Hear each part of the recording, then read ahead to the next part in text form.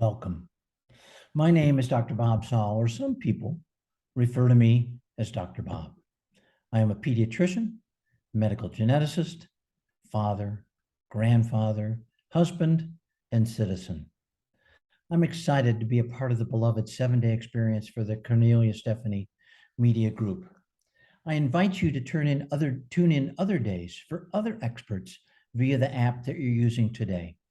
I hope that you will return on Saturdays at this time as we continue to explore conscious parenting. Excuse me. Again, as I do every time, let me put out there what I think conscious parenting is. It is a conscious awareness. Excuse me, let me take a little sip.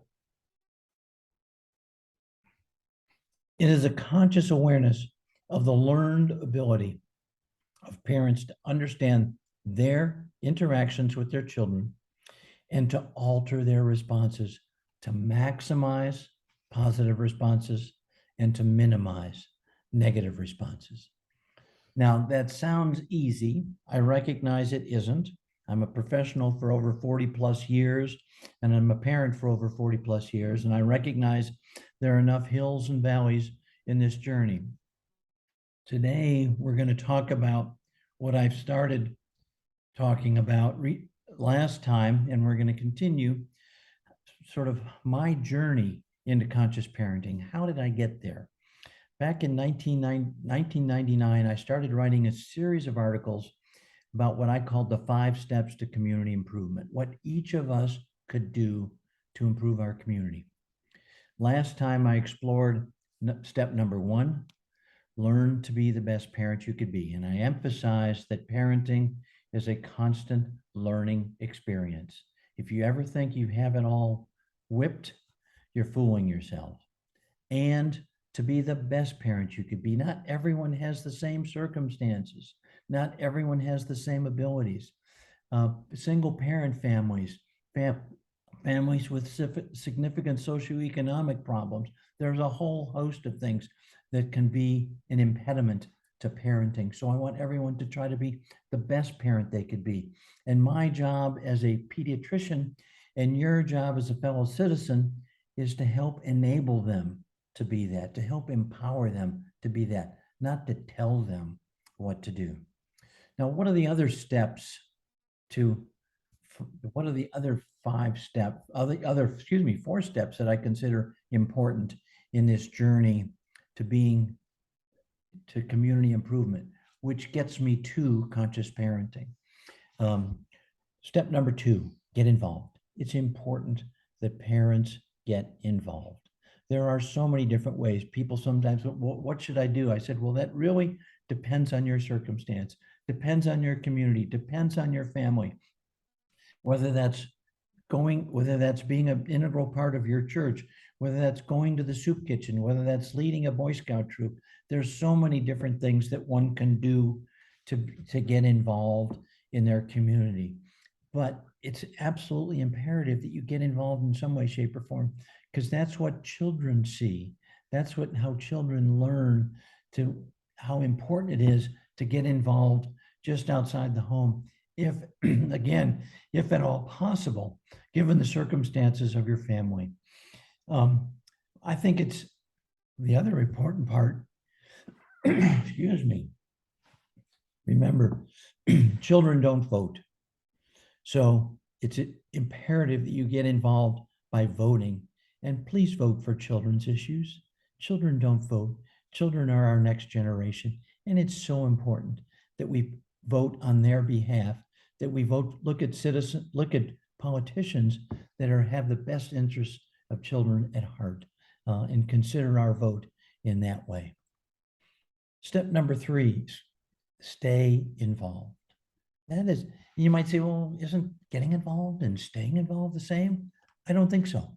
Sometimes it's easy to, in my opinion, it's easy sometimes to get involved because you really say, oh, I'm going to start doing this. Then things change. So you might change your involvement to something else. So it's important to stay involved. One of the things that I learned that I love is somebody was talking about when you get older. and I'm in that category now. You can get elderly or you can become an elder. My choice is to become an elder. You can age or you can sage. My choice is to try to be a sage. So I want to be an elder and I want to be a sage. And I want to use that. I want to stay involved. I'm now retired from pediatric practice, but I refuse to withdraw from involvement in children's advocacy and what I can do to help children. And I one time heard somebody talk about in one of the books that I read about the 5 M's, how one can stay involved and consider to be staying involved. And I love these M's. You want to be a monitor, you can be a motivator, you can be a mediator, you can be a mobilizer, and I'm forgetting the other M now, I'm sorry. But it's so important to get those 5 M's straight, because you can be so helpful to others as you continue to stay involved.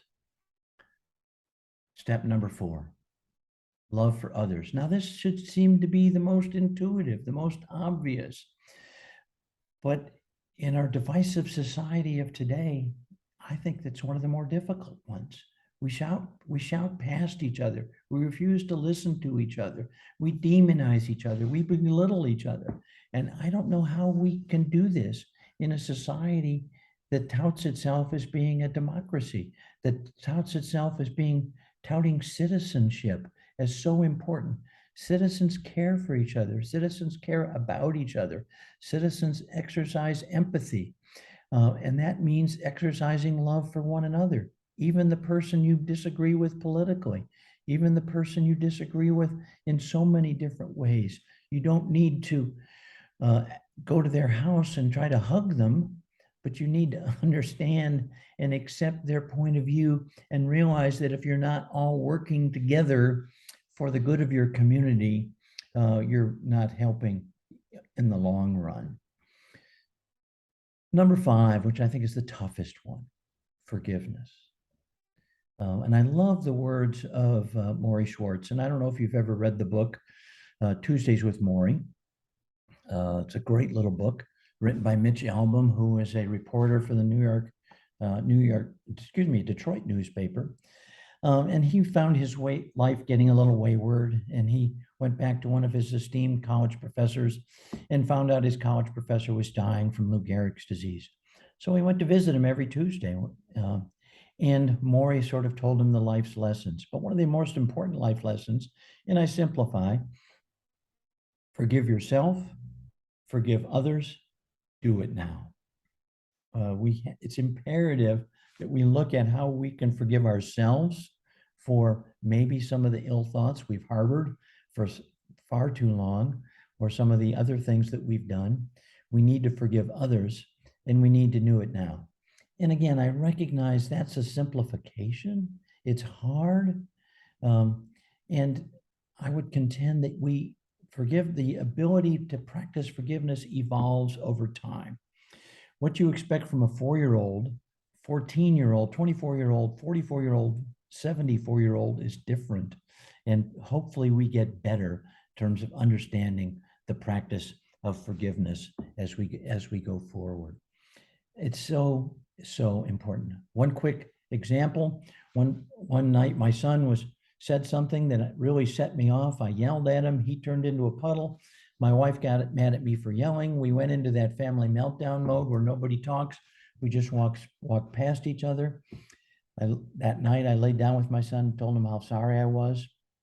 I thought he did something wrong, but Dad was very wrong. And he said, "Dad, would you be quiet?" I said, "Why?" He said, "I hate it when you're nice." So I think it's important that we understand the power of forgiveness. Now, I could go on and on with this, and I will probably in subsequent sessions, but let me just wrap up today. And again, please join me again on Saturdays to come at this time slot. What can you do in the interim? I would encourage you to visit the KS Media app. Go to the directory, go to the founding members and find Dr. Bob. Purchase a copy of Conscious Parenting It is an easy read and it will enhance our sessions going forward. Thanks for listening, and I hope that you all have a great week. Please take care of each other.